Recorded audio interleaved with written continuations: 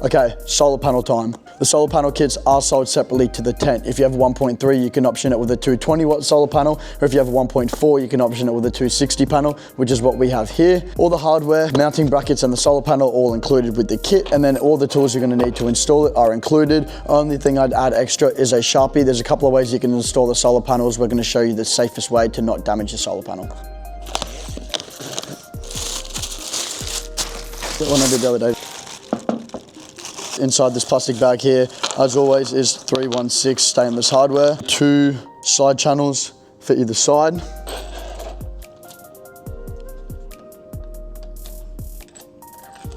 Now we'll open the solar panel, being careful that when we cut it, we don't cut into the cardboard and hit the actual panel. So the way we'd recommend doing this to make sure that it fits perfect and you don't damage your panel, like I said, just put 1 channel nut in on either side for now.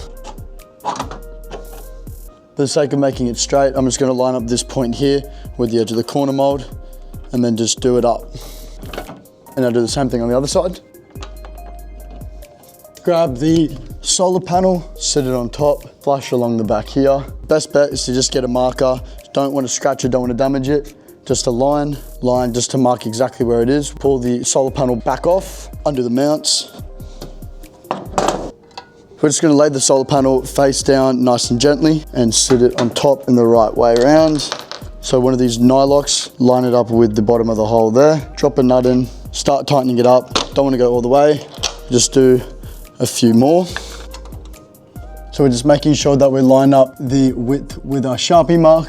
And now we can just tighten this up in place. Now we've got 3 on each side, brackets are in the right positions. We're gonna go through, put the last remaining bolts in the extra holes, flip it over and then start mounting it. Now I've just got this lip here of the bracket sitting just up on the side. So we can line up all of these channel nuts now, directly under where they need to get mounted.